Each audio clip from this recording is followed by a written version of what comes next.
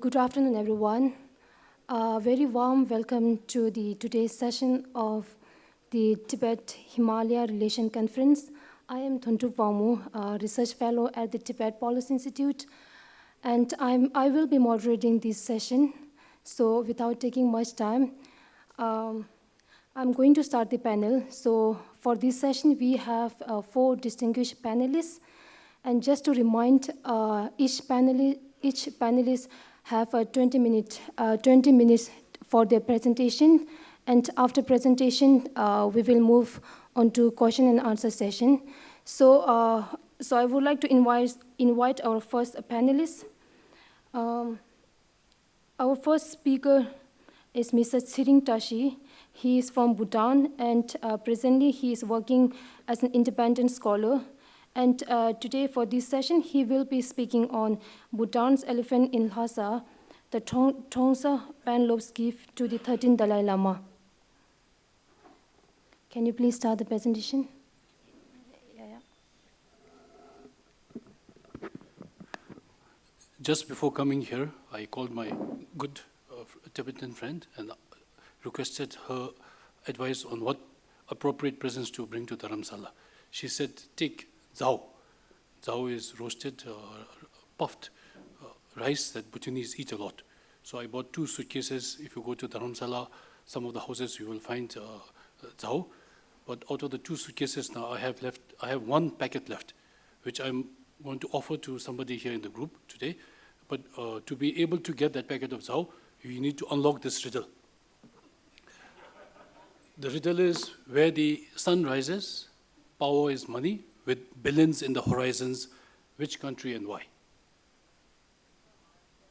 Okay, Bhutan, and why? Okay, GNH. So you have 3 parts of the riddle. The sun rises, power is money, with billions in the horizons.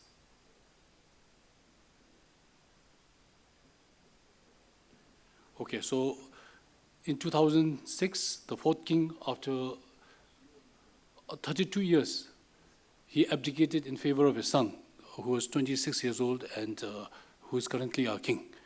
Where power is money, we have about 43 major rivers.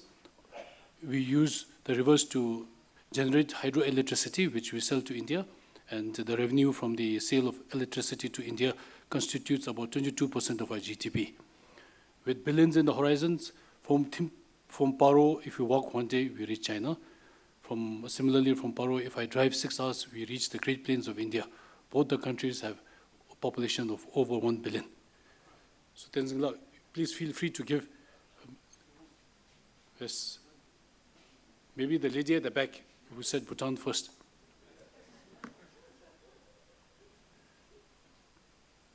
So having made somebody here happy on a special day and also set the context for my subject, I would now like to begin my talk, which is Bhutan, elephants, and Lhasa.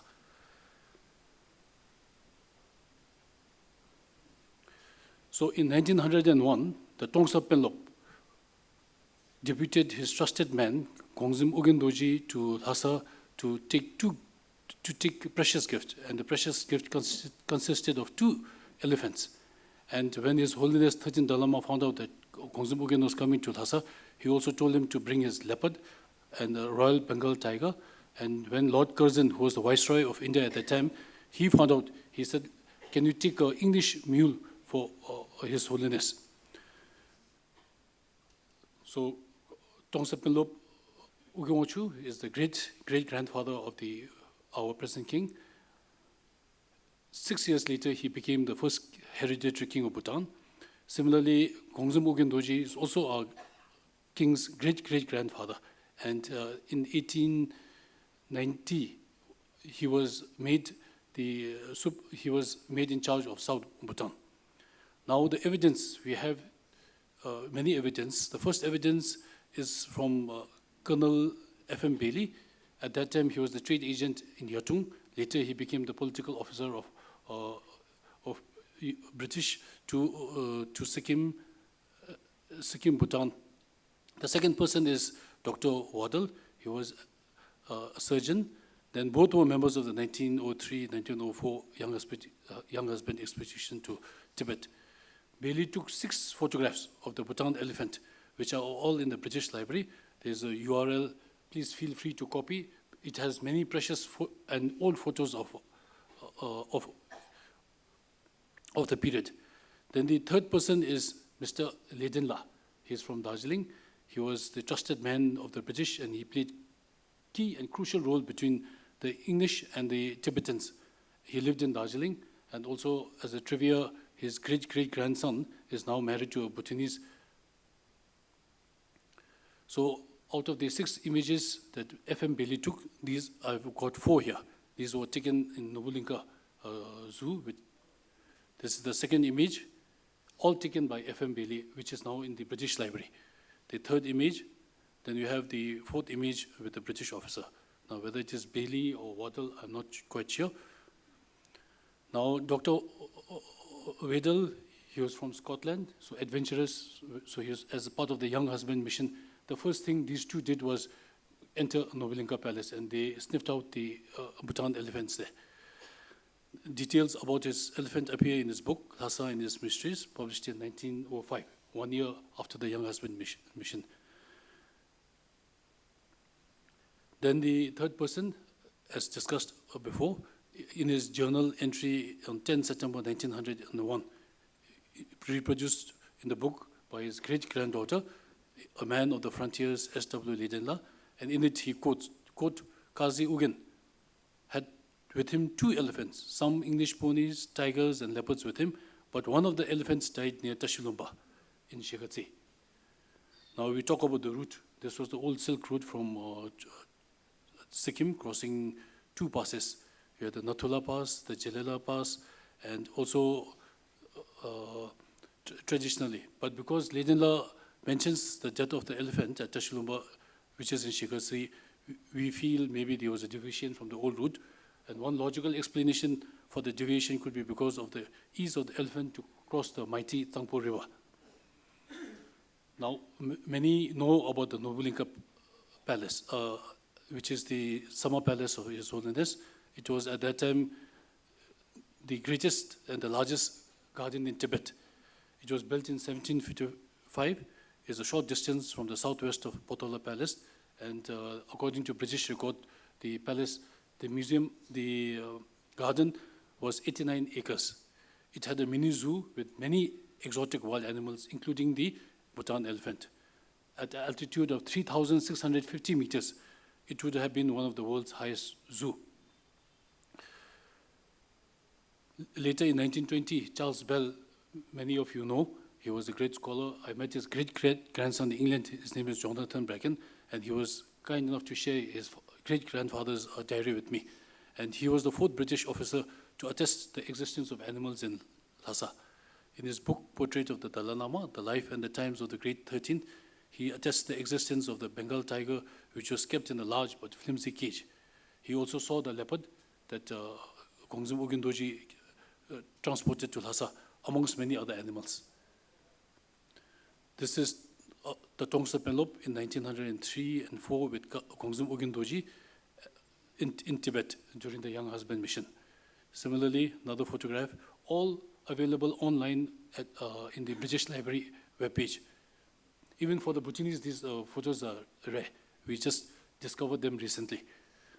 Then in Bell's diary, November 1920, he talks about his visit to Nobulinka with His Holiness. And by the way, Bhutan was not the first country that attempted to offer His Holiness an elephant. Sikkim tried before us, but none of the elephants from Sikkim made it.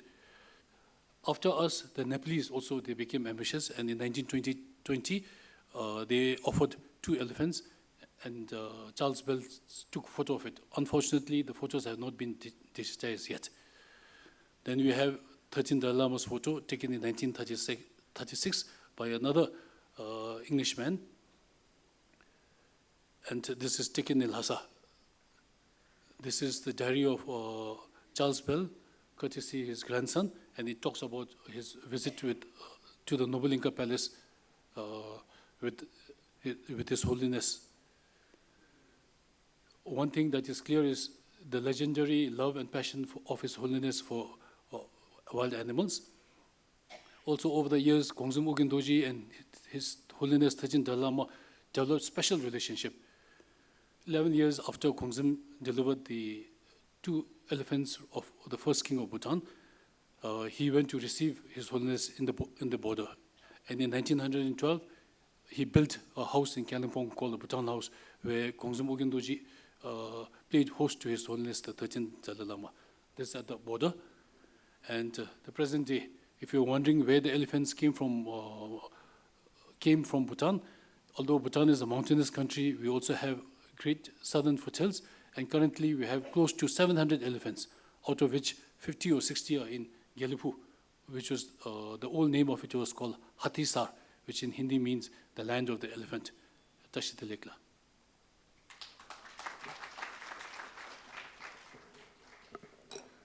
Thank you, Mr. Tshering Trashila. It was a very wonderful presentation. For personally, it was a new to me, maybe for others as well. So once again, thank you. Now I will move on to our next panelist. Our next panelist is Mr. Tenzing Barphungpa, and he is working as an assistant professor at the Buddhist and Tibetan Studies in the Namgyal Institute of Tibetology. For today's session, he will be speaking on Sikkimese aristocracy and their ties with Tibet. May I ask a question? Huh? I'm a little hard of hearing, therefore I couldn't hear much, because I'm only 5 years younger to His Holiness. Therefore, if I heard wrong, I may be pardoned.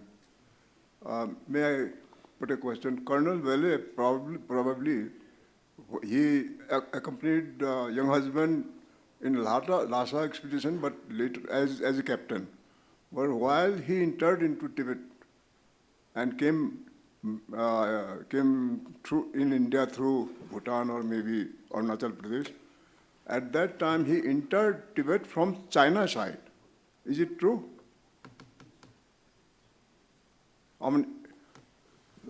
So that is beyond the purview of my presentation. I would like to invite you for coffee and we can have a good discussion later. Huh? We have a question and answer session after the presentation. Huh? He will discuss over the tea time, he's saying. Huh? He will discuss later. Later, okay.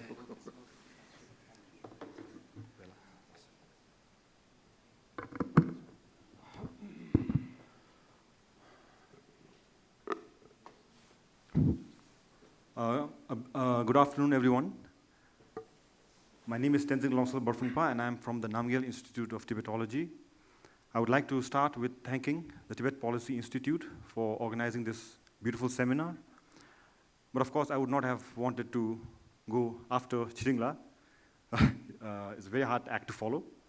Anyways, so the topic of my presentation today, the paper, is the Sikkimese aristocracy's ties with Tibet. And for the cover title picture, I've chosen this one. It shows Longchen Shatta, the Prime Minister of Tibet, and behind him are the Sikkimese aristocrats. I'll talk more about this picture as I go forward with my presentation. I have divided my presentation into 4 halves, 4 parts. I thought I'll have to introduce Sikkim, but I think my fellow Sikkimese presenters have done a better job of that than I ever could. Anyway, so I'll be introducing Sikkim briefly, and then I'll be going into the question of who qualifies as a Sikkimese aristocrat. That itself is a very debatable question and falls beyond the purview of my paper, which will discuss primarily on the ties between the Sikkimese aristocracy and Tibet. And by Tibet, I mean the Tibetan people, the Tibetan government, Tibetan Buddhism, everything. So in I'll be looking at it from the term of, in terms of social relations, political ties, economic ties, and of course, religious ties. So a brief introduction to Sikkim. Sikkim, as you know, is a small state of India today. And has international borders on 3 sides: Nepal, Tibet, China, and Bhutan.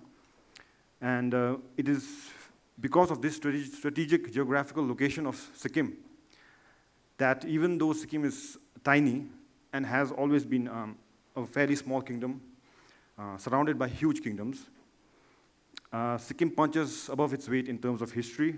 A lot of historical events and have played out in this small state. Another thorny issue, who are the Sikkimese? So I will restrict myself to the traditional historical Sikkimese records of who are the ethnic communities. Primarily, they are the Lepcha, the Lopo, and the Tsong. The Lepchas are the autochthonous, aboriginal, original tribe of Sikkim. They have no history of migration, and it is believed by the Lepchas that they were formed from the snows of Mount Kanchenjunga, the 3rd highest peak in the world, which the Lepchas and all Sikkimese revere. The Lepchas are a very interesting tribe to study. The second, that is the Bhutias or the Lopos or the Denjongpos. Yesterday, I think, a couple of days back, Dr. Yuden already gave a presentation on the Bhutias of Sikkim. So the Bhutias are of definitely of Tibetan stock and have migrated to Sikkim and have stayed in Sikkim for centuries and form a very distinct ethnic community. And the last of these 3 principal ethnic communities in Sikkim are the Sikkimese Limbu or Tsong, who inhabited Western Sikkim predominantly, and even now that's their main stronghold. Sikkimese Limbu, because it's important to differentiate them from the Nepalese Limbu, who live across the border in Nepal. Anyway, so these 3 are the principal ethnic communities of Sikkim historically. Now, of course, it's much, much beyond this. Anyway, so that's my brief introduction to Sikkim. And coming to the thorny issue of who were the Sikkimese aristocracy.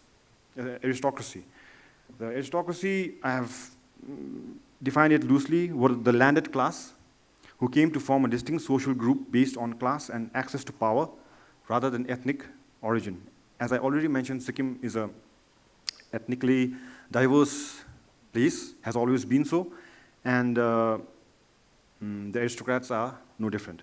The Sikkimese aristocracy was not a homogeneous group, and there were many differences. Over time, they developed unique characteristics and a complex relationship with their chogel, that's their king. Sometimes the Sikkimese aristocrats, most of the times the Sikkimese aristocrats were behind the chogel, but at times some particular aristocratic families were against the chogel as well, as has happened in history throughout the world. The British, starting with the 19th century, the British become the real power holders in Sikkim in terms of political power. And of course, the neighboring kingdoms of Bhutan and Nepal.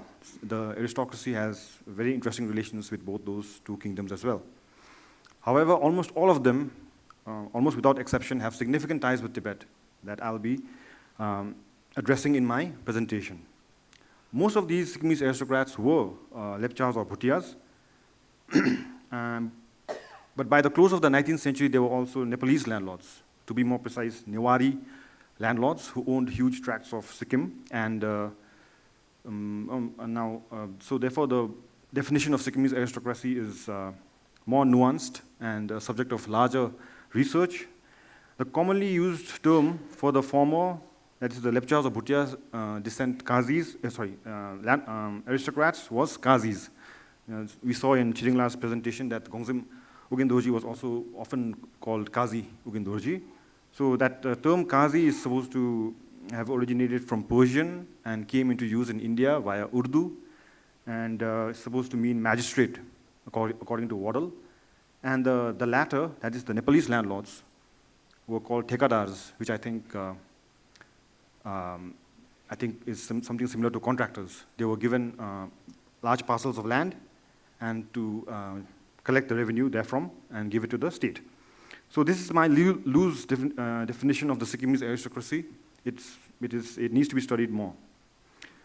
And I've chosen this picture, which shows most of the Sikkimese aristocracy standing behind their king. This is from the coronation of Sikkim's 11th Chogel, Tashi in 1915. And we have most of Sikkim's aristocratic families, houses represented here, including Yangthang, Lhasa, Bamyek, Maling, Lingmo, etc. And we also have very important representation from the Pemayansi monastery, which was the premier monastery in Sikkim at the time. So coming to the main crux of my presentation, I'll be talking about the ties between Sikkimese aristocracy and Tibet in terms of social relations. The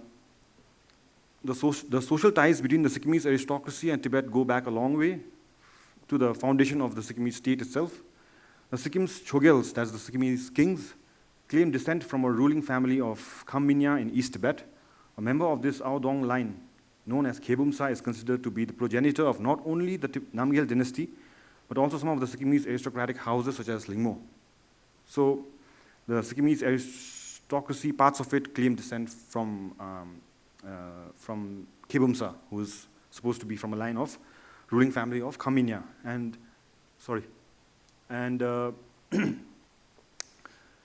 This picture is an artist's depiction of what is known as the Blood Brotherhood Treaty, in which the Lopos, that's the Bhutias, and the Lepchas, or the Rongs, signed a treaty whereby they would live together in harmony. And this event is supposed to happen sometime in the 13th century. You'll see Khebumsa, who's the man in the black hat, and Tegongtek, who's in a Lepcha attire in white. So this is, interestingly, most of Sikkim's aristocracy claim descent from these two historic figures of Sikkim, that is Khebumsa and Tegongtek. And then there were many other Lopo houses, such as the Dakarpa. Dakarpa is actually an entire clan, and there are about 3 houses within the Dakarpa clan, Yangthang, Rinak, and Badong. And then we have the other Lopo houses, such as the Maling, Libing, Yangang, etc., also trace their origins back to Tibet. For example, the progenitor of the Dakarpa clan, an important clan in Sikkim, Dakar Chanzo Karma Darge, younger brother of Dakar Mipen of U, had been deputed to Sikkim to serve as regent by the 6th Dalai Lama, Sangyang Gyatso, whose biography I look forward to read, was given to us by the, I think, Arunachali delegation here. And apart from these Lopo houses, there was also a few aristocratic clans with Lepcha ancestry, such as the Barphungpa and the Khangsapa. And the social ties between the aristocracy and Tibet go to a very personal level as well. There were many marriages between the two. Dr. Sonam Wangel already spoke about the marriages between Tibet and the Sikkimese ruling house of Namgyel, but here I'm talking about the Sikkimese aristocracy and Tibet. For instance, I've just given 3 examples here. There are many more. Mormek Athing Tashi Dadul Densapa, a very important figure, married Chamkusho Yonten Doma, sister of Gyalum Dichin Doma of the Sakya Phunsok Phodang. Labga Pandasang, who was a very influential man in Tibet. He was a Kampa trader, a merchant, a businessman. His daughter, she married twice into Sikkimese aristocratic families, first to the Kharmi Puljar family, and then later to Sikkim's first chief minister, Kazi Lendup Dorji, Khangsapa, commonly known as LD Kazi. Okay. And third example I've given is Chuksing Namgyel Dhondup Khangsapa, who married Hishe Chonzum, daughter of Longchen Shokang, the prime minister of Tibet. And this is a picture of their marriage with a very young couple. That is Chuksing Namgyel Dhondup and Hishe Chonzum, and again surrounded by the Sikkimese aristocratic houses. To the right of Chuksing Namgyel is Mazong, representative of the Mazong family, and to the left of Hishe Chonzum is a representative from the Libing family. And there are several other examples that I can give of social ties between the aristocracy and Tibet. For example, the Sikkim Utsang Sokpa was established and patronized by Mazong Yap Palden Kazi, and there were several other examples of such activities taken by these Sikkimese aristocratic families. Another interesting social tie between Sikkimese aristocracy and Tibet is shown here in this picture. The British civil surgeon, Harry Staunton, an assistant surgeon, Rai Sahab Bo Tshering, of the Living House, standing in the room of a British hospital in Gyansi.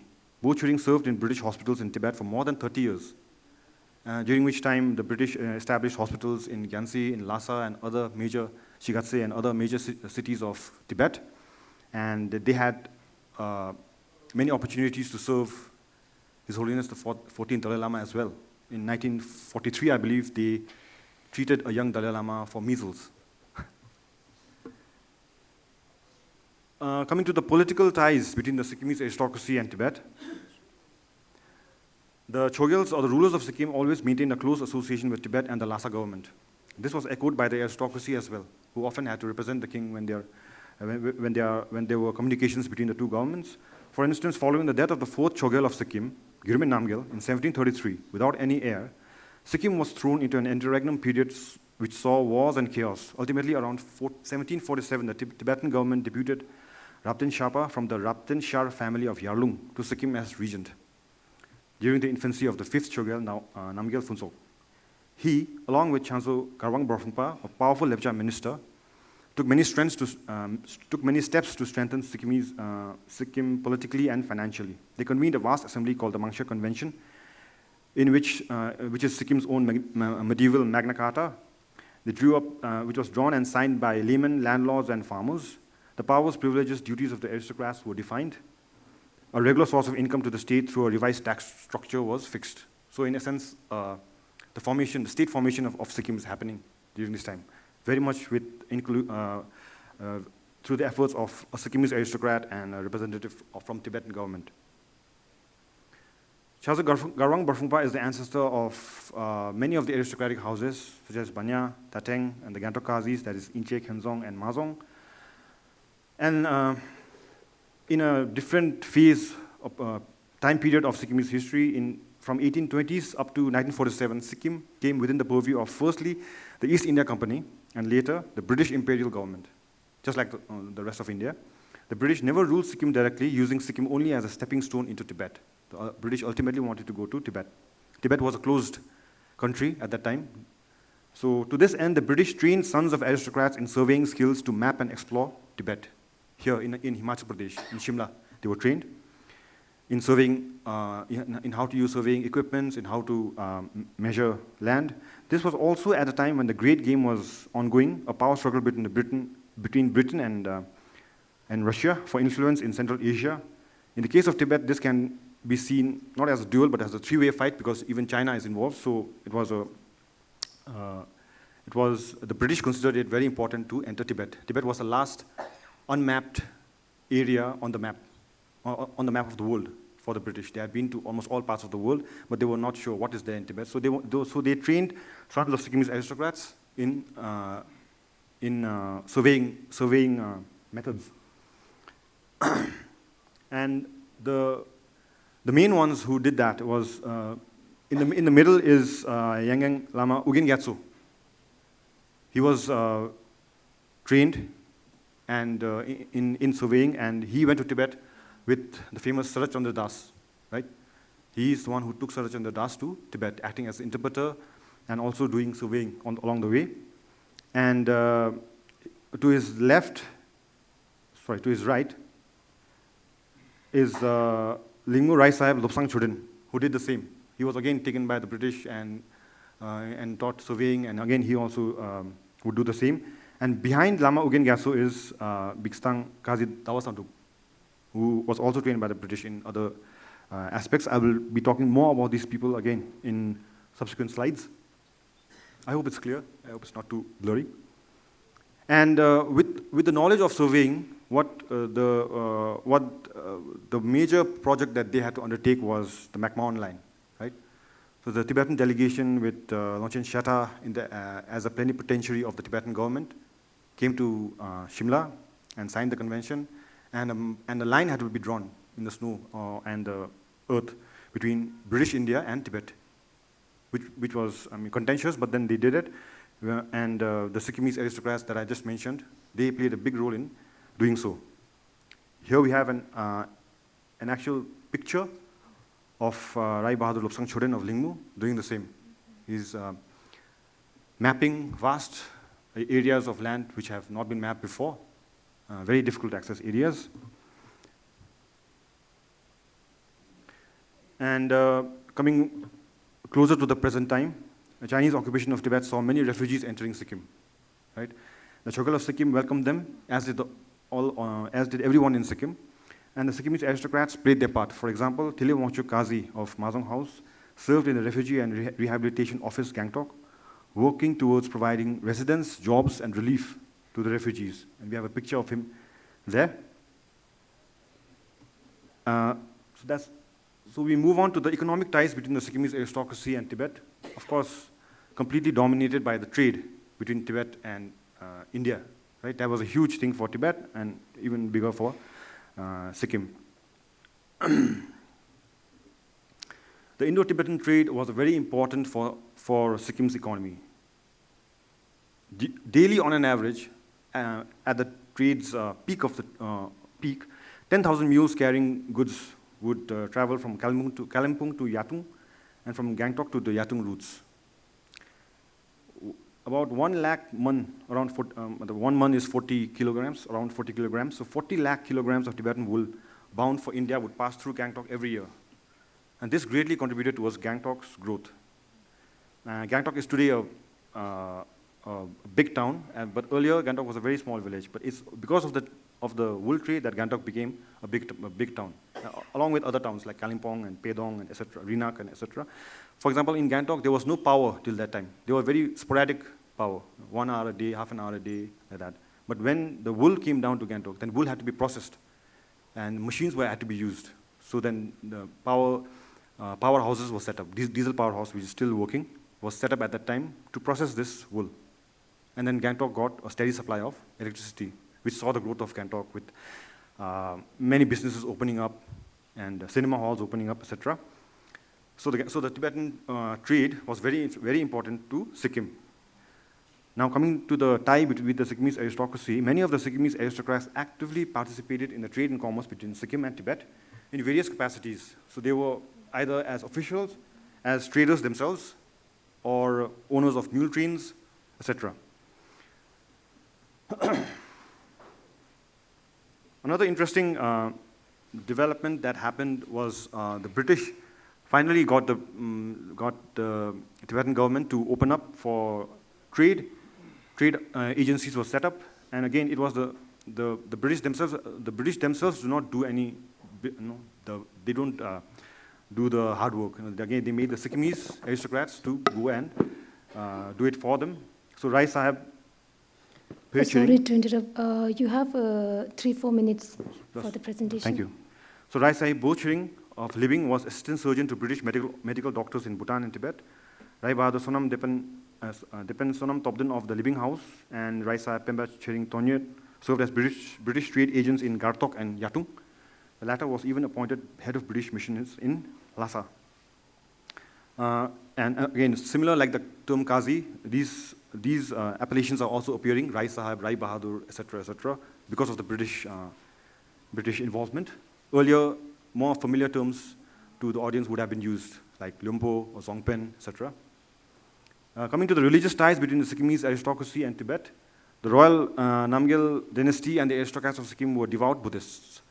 They sponsored the building and maintenance of many monasteries. Tibetan Buddhism had a marked influence on Sikkimese of all classes, including the aristocracy. In fact, some of them became monks and gained renown and huge followings in Sikkim and beyond.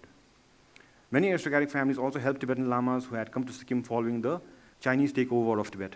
For example, the Sakya school was given patronage by the Khenzong family, on whose grounds the first Sakyang Ngor Lakhang in Sikkim was built. Now it's moved to a much larger establishment. The Mazang family offered refuge to many lamas such as Ajur Rinpoche, Tingzam Rinpoche, Kamtuku Rinpoche, etc. And I'll just give 2 examples of aristocrats who became monks and gained renown. The first is Pher Rinpoche Ugen Tenzing Dorji. Pher Rinpoche Ugen Tenzing Dorji was the son of a very powerful Lepcha minister called Kangsa Diwan or Kangsa Ating Lindup. Pher Rinpoche traveled in central Tibet and Kham widely. He became a very well-known literary scholar in Tibetan Buddhism. He became a close counselor of the 15th Karmapa Khakyab Dorji. And among his students was one of the truly great modern masters of Tibetan Buddhism, that's Khunu Lama Tenzing Gyaltsen, from whom Khunu Lama Tenzing Gyaltsen learned things like grammar and Sanskrit from Phe Rinpoche.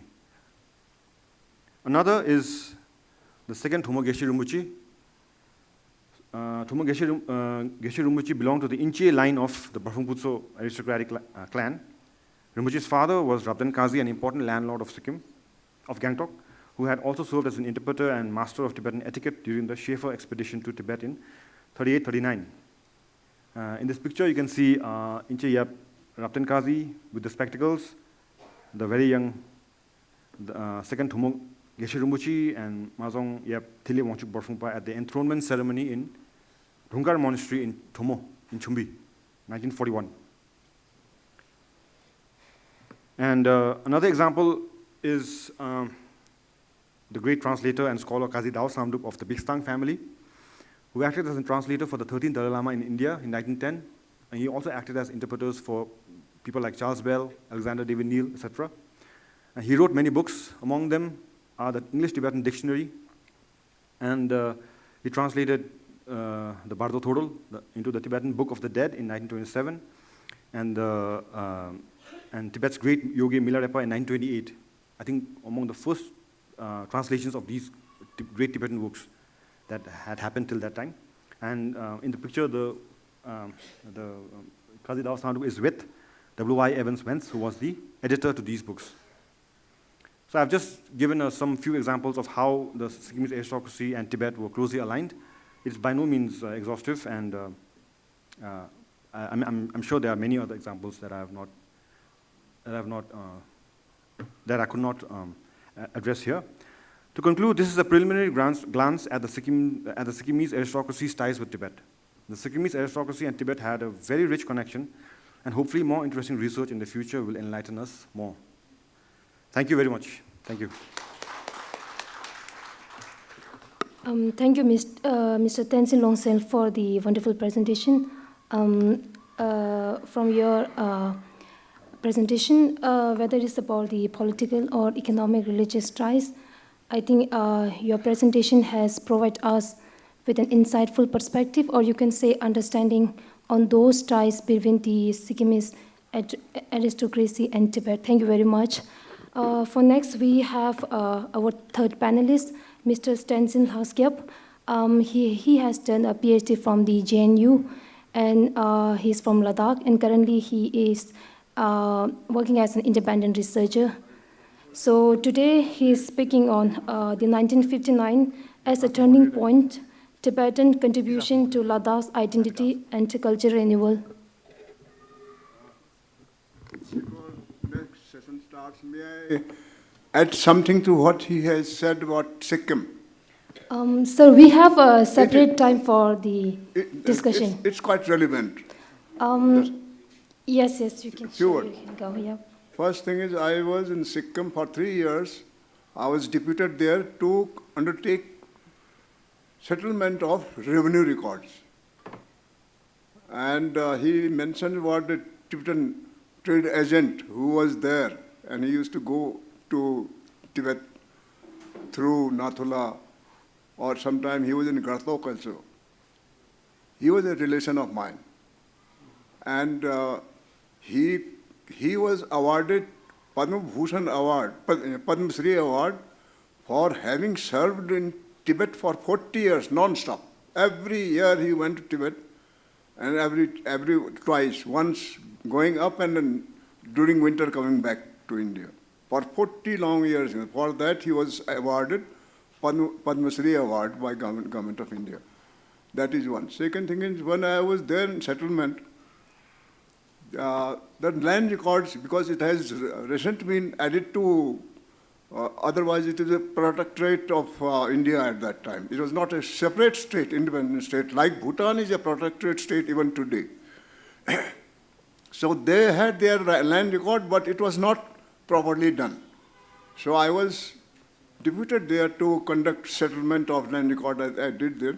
Then suddenly it came to my mind that since we are now starting a survey, a settlement operation in Sikkim freshly, why can't we introduce a metric scale? Otherwise, we have Bigha Vishwa system in whole of India. And very often now this decimal system has to be adopted on an international basis. So we undertook survey of settlement by survey of land on metric scale. And for that we had to prepare new, we call it Gunter chain. But we said no, it is metric chain now. Metric chain was 20 meters. Gunter chain is 22 yards. So Sikkim is the only state in India which has its original document on metric scale, not by converting the old foot and inch maps into metric scale. So that is two things I think we should appreciate. I found it is, for me it is very relevant. He reminded me about Sikkim. And of course I promoted football I was an old football player. That's why my legs are damaged because we used to play very rough football those days. Well, I promoted football in a big way. Now today, Sikkim is known for its football. Bhai Singh Bhutia was a small child at that time. So my association, I thought I'll let the people know because I feel proud of it. Thank you. Thank you, Pangtey. So, Tashi and good evening to all. First of all, I would like to thank TPI, team Tsawang Dorjela, Dala, Tenzing, Ladunla, and all the institutions who are part of this conference. Thank you so much for gathering all the experts and scholars from the entire Himalayan region and to talk about Tibet, Himalayan region, Tibet-Himalayan relations. So my topic is the 1959 turning point, Tibetan contributions to Ladakh's identity and cultural renewal. Now, a lot of things has been already said, so probably it sounds like kind of repetition. However, I'll do my best to sort of put my point forward. And as Dr. Padma Gyurmedla spoke about, contribution of Dalai Lama to Ladakh, and so as Dr. Gyaltsen, who also spoke about the 1959 and contribution of Tibetan to the to Ladakh. My content is such, like first will be the introduction, then second I would like to just briefly highlight the pre-1959 Ladakh, how it used to be before that, and then the establishment of CIBS, which is very important cultural and knowledge center. And the next is the revival of Sawadikpa medicine and healthcare. And then, of course, the presence of His Holiness Dalai Lama and many other eminent, I would say the most, all the cream of the Tibetan Buddhist scholars and Rinpoches. And then second last is the access to monastic education and the societal impact. And the last, I would be concluding. While it is ironic, that the fall of Tibet began from 1959, the year marks an important turning point for Ladakh, which was undergoing a great fall since its capture by General Zorawar Singh in 1835. So over almost for 1 century, it was the darkest period for Ladakh. And in this context, the role of Tibetans in Ladakh, especially after 1959, have greatly shaped and revived Ladakh's identity and culture. And a lot of talks have already been done on the religious contribution, right? So I think all the religious scholars, Tibetologists present here spoke about it, but I would just slightly touch base upon the identity and language or the culture as such since 1959. Before this, I would like to make a declaration that I am not a scholar per se in this area. And then, of course, this is not a scholarly authority that I'll be talking. However, because I'm associated with this topic greatly because of my late father, Dr. Jaimang Gyaltsen, and in that sense, at personal level, I would like to touch base upon this topic. And I would also like to thank Gen Pandanle because I had a almost 1 year interview to Gen Paldanle on this topic, and also I spoke to other Ladakhi scholars who spoke here on this topic. So see, actually, the situation on pre-1959. So pre means I'm talking about 19th century, not about 14th, 16th century when the Buddhism was, or there was the scholarly experts and there was a prosperity. I'm talking about like 19th century, late 19th century, just after the occupation of Zorawar Singh.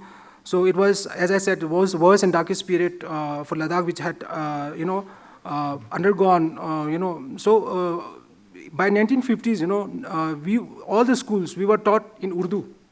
So our language were not taught. Boti, Tibetan, Ladakhi, whatever you name it, there was no trace of it. And so was the textbook. So this is a story until 1959. And then, of course, the education quality in monasteries were only limited to ritualistic practices, because all the scholars or those who earned knowledge or gained scholarship, they remained in Tibet, right? And there was no migration, sort of say, in the late 19th century, because obviously we were under occupation, so there was no scope for it, right? And then also, like as Gen Thupsanla were mentioning, there were few countable people who could actually write in Boti or Ladakhi or Tibetan. So imagine, we were like a Buddhist kingdom, and you could just pinpoint who could write letters, who could write, in Boti or Tibetan. So that was the plight, and of course, there were, less than 10 eminent Buddhist scholars and experts during that time, as quoted by Gen Paldanle. And Dr. Stanzin Mingyur, I was having a chat with him, so he also mentioned before 1950 there were hardly 50 books in Boti. So imagine the plight of literature, identity, and story, and hence we don't have written stories, literature, before 1959, which has been recorded. Then now comes the establishment of CIPS. So it was established by Kusho Bakula Rinpoche, the previous one, as a school of Buddhist philosophy in 1959. And that was actually to sort of substitute the lost treasure of Drepung, Sera, Galden, and others, because under the Chinese threat, it was logical that you should have a alternative base for education or monastic education. So most of the monasteries agreed to send one kid or one or two monks to this institute, and where they will get best scholarship of Buddhist philosophy and literature. And that is when Geshe Yishe Thupstan and Yishe Thapkas, who are the eminent Tibetan scholars in Buddhist philosophy and literature, they were recruited as a faculty, the first faculty of CIBS. So it is a great honor to speak of it, that the first faculty teachers or faculties of CIBS are actually none other than Tibetans. And as a result, until now, there are about more than 15, faculties, Tibetans, who worked and served in this institute. And currently, there are two Geshe-la who are actually serving as faculty members. And then the first set of students, the first batch of CIBS, which includes Dr. Lobsang Sewang, who is the translator of Dalai Lama and who also retired from the same institute. Then my father, and then Dr. Tsultim Gyatso and Dr. Ngawang Tshering. And there are a few of them, so I'm not able to recall, but these are the few key, the first batch of the students who passed out from CIBS. So this is actually covered, So this is the photo, of the first batch. So the below one, you can see Dr. Lobsang Sewang and his colleague, and then Dr. Jamang Gelson and Dr. Tsultim Gyatso, who was a one batch junior. So, and then you could see Geshe Yishe Thapkas, who recently visited Ladakh, and then his two students. And the other one is the old photograph, wherein all of them share space with late another Geshe-la, Gen Namgyal, who passed away. So he also did his schooling and monastic education from Tibet only.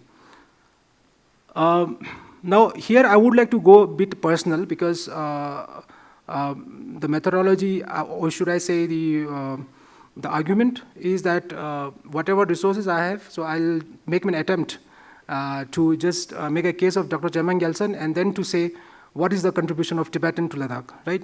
So he was born in 1952 at Mathu village, and he was one of the first students of CIBS taught by Bodhi Geshe-la, and he finished his PhD in Buddhist Tantra from Sampurnanda University, Varanasi, and then MA Acharya in Buddhist philosophy from Kashi Vidyapith, and also Central University of Tibetan Studies. And then he taught more than 35 years at CIBS. So his journey began from CIBS, and then he goes to Varanasi. He meets Zamdong Rinpoche. Was his Nyingak teacher, the poet teacher. He also referred to Tibetan teachers, and then he comes back to serve to Ladakh.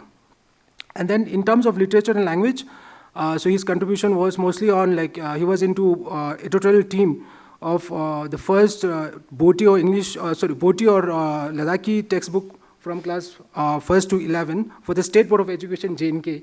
And Gen Paldanla was also among one of the editors.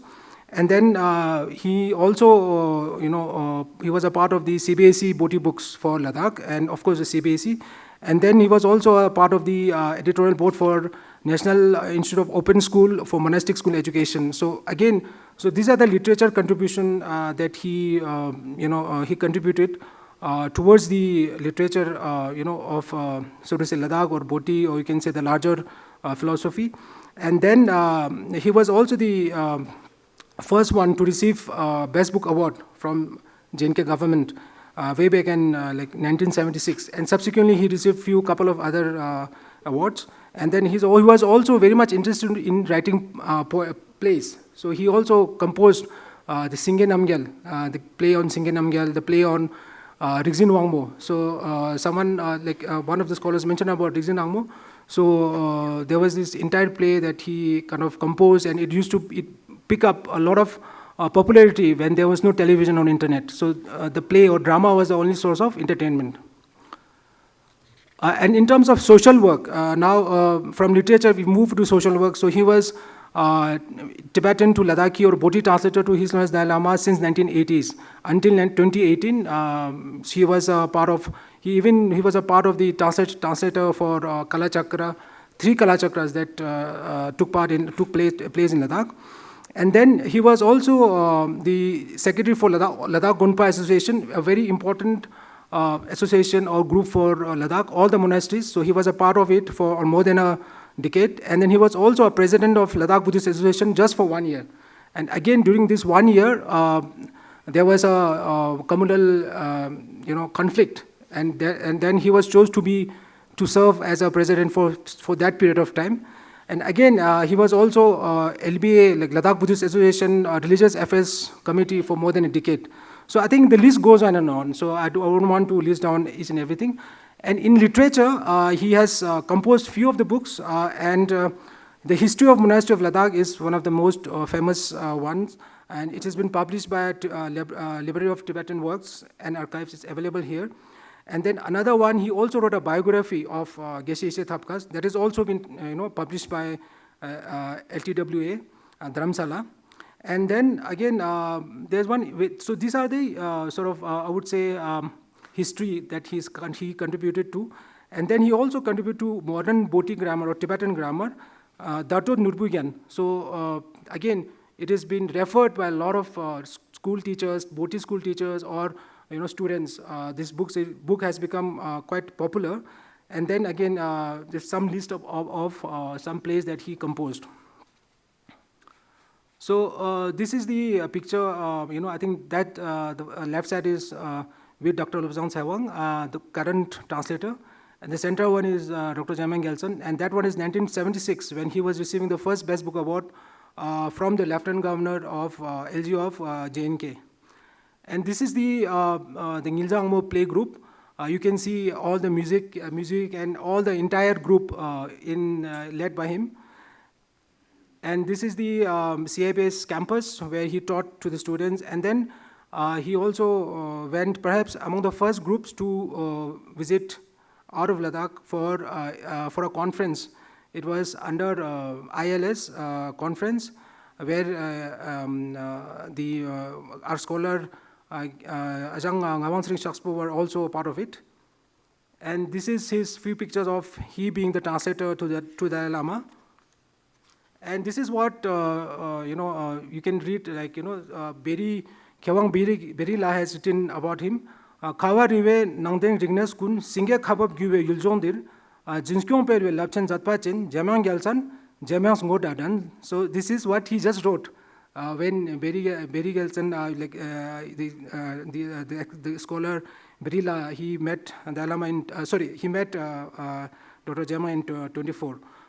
So this is a brief, about him. So what what I'm trying to make out of it is that what all he has done is actually the credit doesn't go to him. So it goes to his Tibetan masters fully and 100%. And these are not my words, these are words by him. So this is one example. And again, this is not to sideline, other scholars of Ladakh who has also contributed, or his students, but this is because I have the access to some of the personal photos, some of the personal messages. So I thought it will be much more relevant that if I, speak on his behalf. Right now, another is the revival of Sawarikpa medicine and healthcare in Ladakh. So again, like every Himalayan region, Sawarikpa tradition is quite, very, sort of intangible heritage and culture that is shared, of course, in the entire Himalayan region, much preserved and much, promoted by the Tibetans. However, because of this geopolitics, because of the nation states, I think it was almost getting extinct from the Himalayan region. And then only the remaining, what used to remain was this family tradition, who were again on the brink of, extinction, because there were no formal support, there were no government recognition. So again, at that such kind of period, in 1989, the Sawarikpa department in CI base got established. And again, I just would like to mention that first faculty there, Dr. Pasang Yontan Arya, he was a Tibetan. So again, there also, and after that, the series of, Tibetan doctors, Dr. Padma Chodon, and there are many more who contributed as a faculty. And then currently there are two doctors who are serving, Tibetan doctors who are serving there, Amchi Rapsal and Amchi Jigmet. And until today, like since 89 to 2025, the Sawarikpa department has produced more than 70 students. And then one of them, of course, is Dr. Padma Gyurmet, who is currently the director of National Institute of Sawarikpa. So again, I would say the product of Tibetan leadership, Tibetan knowledge, Tibetan, heritage, I would say. And again, he also played a leading role in recognizing Sawarikpa as a part of Indian traditional medicine, along with Dr. Thinles Yangjor, who is currently the HOD of the Sawarikpa department of CI base. Now again, Dr. Thinles Yangjor, he was trained in Dharamsala under Mensikhang. So there is no way, wherever you go, you'll find the guru as a Tibetan. And now, so this is the Mensikhang I already repeated. And again, Dr. Tshering Palmo, who is the president of Ladakh Nuns Association, she also graduated from Mensikhang as a Amchi, and she runs dispensaries, and she's doing social work among the females and nuns in Ladakh. Again, now this is now. You have 4 minutes left. Yeah, thank you so much. So now a visit of His Holiness Dalai Lama. I think everyone spoke in detail about about Rinpoche's visit and how it helped in disengagement of communal conflict in Ladakh. So I counted, and I took this source from LBA magazine. So Dalai Lama Rinpoche visited 23 times in last 59 years in Ladakh. So that means after almost 2.5 years, he's visiting Ladakh. So imagine the kind of impact on not only on religious point of view, but everything. So I just put in bullet points what were the impact. So first is inter-religious harmony. So I already mentioned we have like Muslims, we have Ladakh. So we had some tussles. So again, that was controlled because of his repeated lectures, sermons. And second is intra-religious. Now what is intra-religious? So we used to have saying things called Marpo-Serpo conflict, right? So again, on those notions, on those things also, he was very much critical, and he would again and again, apart from teaching religious text, he would again advise. And then, of course, Buddhist philosophy and learning. And again, there was a major breakthrough from ritualistic Tibetan Buddhism to more of philosophical, analytical, to more of logical and in-depth study of what Buddhism is, right? And again, he also emphasized on removal of social evil. So we also have the caste system in Ladakh, which was again, he reiterated again and again about the, how it is going, how it goes against the values of Buddhism. And again, we have, on his advice, we also stopped life sacrifices because of the Bon or maybe shamanist practices. We used to give, life sacrifices. Okay, now, so just last slide. Huh? So it is access to monastic education and societal impact. So as, again, this is a repetition. So again, Padenla already mentioned again that now, from 1959 to today, there are more than 500 geishas and khenpos in just, few decades. And then, again, the former Gaden throne holder, Rizong Rinpoche, is one of the like pioneer in this area, and who had access, who access and led the Tibetan monastic education in South India. Now, moving bit, different from this is like there are certain organizations such as Ladakh Heart Foundation, which is again founded by Thupchen Chogyal, a monk who studied in South Indian Namgyal, and then he went to Namgyal Monastery, and now he is treating heart patients. So he had more than 300 cardiac surgeries, which has been done in Ladakh only. So again, then another is Siddharth High School, which is again being founded by Khinzur Rinpoche Lobsang Setan. So again, he had this Tibetan background. He was educated in Tibetan, environment, and then he went on to become a faculty in Stanford Humanities Center. And once he comes back, he established this school. And then, of course, Venerable Thupsan Paldan, who is more or less likely to be the second Bodhi government teacher in Ladakh, after and who was under the guidance of Bakulat Rinpoche, again, served as a Bodhi teacher, and then later on, he also worked as an editor for Cultural Academy. And then a lot of alumni and from Tibetan monasteries in South India, because now they are skilled, right? They're skilled in language. They not only started practicing their religion or philosophy, but they also started contributing to the society by writing songs. So they also wrote many of songs. So like for example, like Geshe Wangdan La, he has composed few songs. So probably like we can, if we have time, I'll just show it later. One second.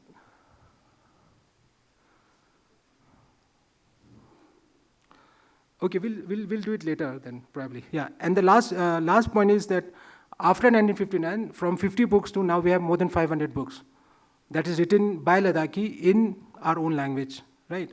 So these are major significant indicators where it clearly shows that role of Tibetans in the society at all length and breadth, which has sort of contributed in building the identity and culture of Ladakh. As a conclusion, as I mentioned before, while 1959 marks the sort of downfall of Tibet and the forced occupation of China to Tibet, it was an important turning point for revival and renewal of Ladakhi culture and identity. And thus, I argue that 1959 was a decision juncture for the rise of Ladakh after about 124 years of loss of heritage, culture, and self-respect since 1835. And of course, now I'm not saying this is the only reason, but there are many reasons. However, the role of Tibetans, in this rise of Ladakh is very critical, and it cannot be denied, and it is much underrated. And in a nutshell, Tibetans were the dawn in the darkness of Ladakh. Thank you so much. Thank you, Stanzin Lhaskyabs, for highlighting how the 1959 as the turning point has played a pivotal role in shaping the renewal of Ladakh's cultural identity. Thank you very much. It was a wonderful presentation. For next, I want to invite Mr. Surendra Singh Pangtey, who is retired IAS officer and scholar on Buddha community in Uttarakhand. Sir, can you please start the presentation?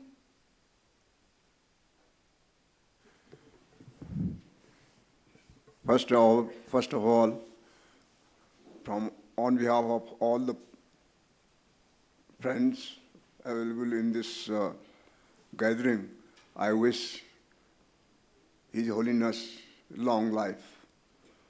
As we say in the Jivem Sarda Satam. May he live for hundreds of ages. This is what it means in Sanskrit. So we all pray that he lives many more years to come. We need him. This is the time when the whole world needs a person like him.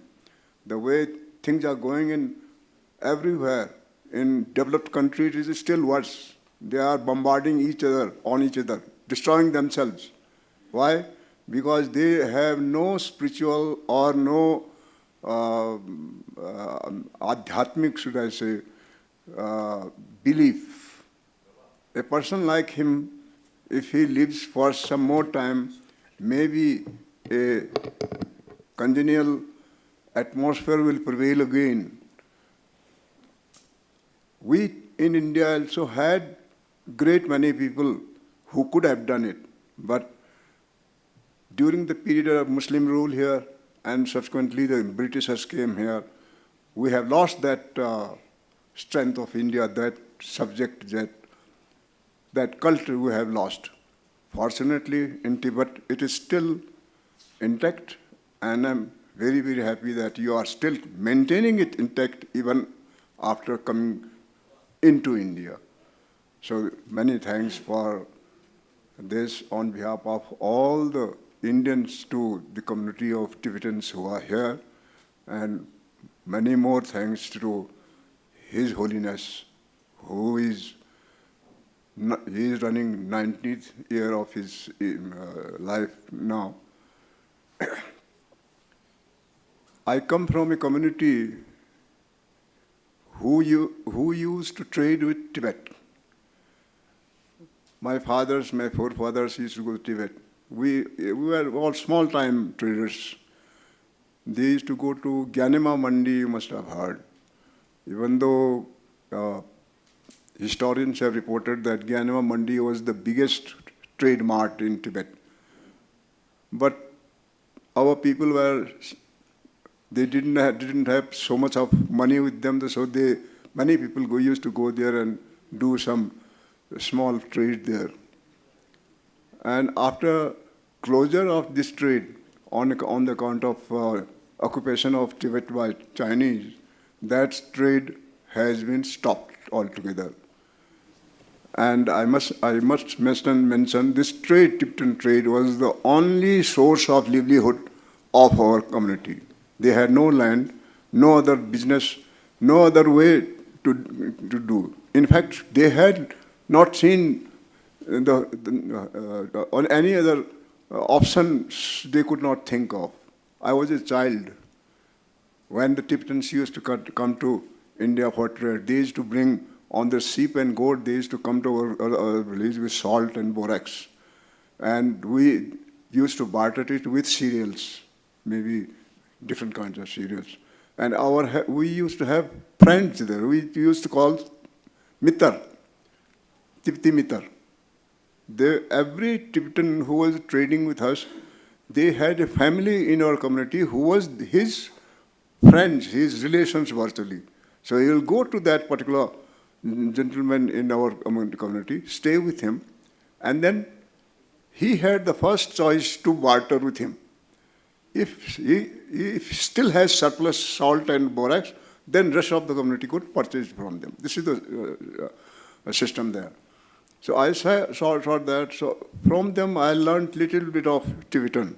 Few words with sometime we used to be sent to the jungle with their sheep and goat for grazing, because they were busy with barter trade. So they said, who will go to the fast? So we used to go there. And sometimes their young boys also come. We used to play with them. We didn't understand language of each other, but then we were happy. We used to fight among ourselves and play whatever we could. So with that little knowledge of Tibetan, I was aspiring to become a trader at Tibet. I used to think that time I'll trade with Tibet, earn a lot of money. From Tibet, I'll bring a horse and come back riding on that horse as a hero. This was my dream. But by the time I was elder enough to do that, Tibetan trade had stopped. So we were virtually left with nothing. So we were all hobnobbing for any job available in the government departments or in private firms. So today, our community, I have given a narrative I have sent it, I hope you got it. A narrative about our community. And the first narrative was a little short, but then I had expanded that narrative a little more. And today, our community is so scattered in India, they have lost their identity virtually. Some people have settled in Lucknow, somebody settled in Delhi, and there they are doing something, either some government service or private service or some business. And they don't recognize us now, and we don't recognize them. Once in a while, they come to our place where we live. I still live in my village, of course. My children go there. But then it is not possible for every other family to go back to hills in that way. So in that sense, we have totally lost our identity and we do not know what to do. Our youngsters do not know our language. We speak Kumaoni, but little different from Sikyong. In our language, there are many words of Tibetan language. Naturally, we used to trade them, the words came. So that was the condition. And luckily, I was selected for army. So I joined the army. Before that, I had gone to Kalimpong. As I said, I knew the Tibetan language. At that time, China has occupied Tibet. Anybody who knew Tibetan or Chinese language were given preference in selection in secret services like IB. So to gain that job of maybe sub-inspector or something, I went to Kalimpong to learn Tibetan. There used to be one Dhondup Rinpoche, I don't know you ever hear about him. He had migrated to India much before His Holiness came into India. And he was given a small house by the king of Bhutan. He had Bhutan house, it was an old Bhutan house, it used to be called. That was given to him to run educational institution. He was worried. He said, all right, they have come down here as a refugee. Their livelihood will be met by somehow. Government may give them some doles. But what about education of the young children? So he was worried about it. And then Tibetan schooling system was different from what was now needed after coming into India. For example, science and mathematics was not taught to Tibetans, only learning religion or little bit of calculation on the fingers. Otherwise, science was never taught them. Science was, in fact, scientific instrument, and science itself was debarred in Tibet at that time. So he opened a school and ran a school there for children. So I went to his school for learning Tibetan, because he used to teach Tibetan to the small boys. So I used to sit there with them and try to learn Tibetan language. But it was beyond me, because learning Tibetan, especially the Tibetan grammar, is very, very difficult. Even especially after. The karatata ho jata hai, or kya kya ho jata hai, samajh mein nahi aata. And then you have to learn it by heart. At that age, it was very difficult to remember it. But somehow, I tried, I could learn a little bit. So with that advantage of learning Tibetan, I applied for a job in secret service. And fortunately, in India, nobody knew Tibetan more than me at that time. So I was qualified. So, but at the same time, China entered into India, borders from India also. In fact, in Arunachal Pradesh, they have come down to foothills at that time.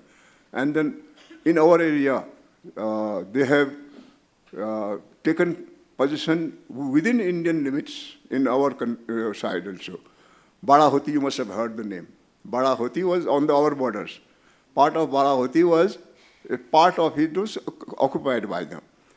So, only way out was to get into that service. I learned Tibetan from him. In the bargain, he told us, me and a friend of mine was together, we were together, I'll not charge you any fees, provided you teach my children at least A, B, C, D, little mathematics and calculations, you will teach them. And he gave 70 rupees per month as salary to us. So we are very happy. We're saving fees the fees was exempted. And instead, we taught them and we got 70 rupees. That was good enough for pocket money. That was more than sufficient. So this is how I learned Tibetan. And then later on, I went into army. And after retirement from army, again, somehow it so happened that Sikkim, when it was declared as a state of India, they needed land survey. Their land was surveyed and documents are created, but they're not up to date. They are not ad goods. They are incorrect. The accurate survey was not done there. So they invited officers from the Revenue Department from different states, especially for our hill states. Uttar Pradesh, at that time, Uttarakhand was not created, it was Uttar Pradesh. Even though Uttar Pradesh was not a hill state, but it had a very big area which was hilly. So they sent offer to Uttar Pradesh also. And since I had lived in Kalimpong, I have mixed with Tibetans many times. So I thought this particular offer is for me. I applied immediately. And within a week, the call came, you come and report here. So again, I landed in Sikkim. And there, I worked, created settlement documents on metric scale. Not only that, I used to visit, because when you are, I don't know you have ever seen the operations of settlement. It's very hard to do it. Every village has to be separately measured. And there you have to go personally to see whether they are doing personally. So I used to do that. I did it 2 years. I completed my tenure for 2 years there. By then, I had completed about 40% of the area under survey. So I requested, then Governor Lal was the governor there. He is ICS officer from UP. So I requested him to release me and I'll go back home. Kaji Lendu Dorje mentioned by you. He was the chief minister there. And he was a very nice person, very simple-hearted. I can give you many anecdotes with him. But that is not relevant, therefore, some other time. So then Governor, because he was from UP, he said, no, you have to complete some more area. So I had stayed there for one more area, that is 3 years. So during 3 years, I went to almost all of course, being from army, being ex-army, my hobby was trekking. And there's no place in Himalayas which is as beautiful and as interesting for trekking and surveying whatever you can say there. One foreign botanist has recorded in Sikkim there is no plant material which is not available in Sikkim. You name a plant, you will find there. In our Uttarakhand area, all the plants in Sundarban is not available. But in Sikkim, everything is available. Cane, they have thick cane forest on the one side. On the other hand, you go higher area, the creeping juniper, small size of creeping junipers are so beautiful there. So I served in Sikkim for 3 years, and That's why I have given, and Lepchas you have mentioned. Lepchas were very attractive people, simple. They used to, they prefer to live in forest. Sir, you have 2-3 minutes. Okay. So that happened. So I have, in fact, I have given already a narrative here, two narratives now. And I have given a couple of books, where is my friend? Couple of books on these books. Those books are not exclusively on Tibet or Tibetan culture, but on all the books I have given here, there you will find reference of Tibet, reference in relation to India, in relation to hills. So those books, if you read there, I don't have to explain the whole thing here. You go through those books. I have given it here. I could not bring more because the airfare was too hard. So two books I have already presented to for the blessing of His Holiness in the forenoon. So I'll conclude with this, with the request that you read those books. One more request. Whatever proceeding had gone here, maybe in Tibetan language, you please translate them into Hindi or English and circulate it. It will be a very educational effort on your behalf. And your effort in establishing brotherhood among the Himalayan region will be faster achieved, and we will promote it. We will promote it. If you give one copy, we will create 100 copies of them and spread all over. With this request, I thank you very much, and I'm lucky that I was remembered. I never knew I'll be one. When your invitation came to me, it was from Blue. I didn't know where had it come. Nobody knew me. They referred somebody from Nainital. He suggested my name. So I thanked him. That's all. Thank you. Thank you, Mr. Surendra Singh, for a very detailed and valuable talk. Thank you very much. So now I will open the floor for the question and answer. So we are going to take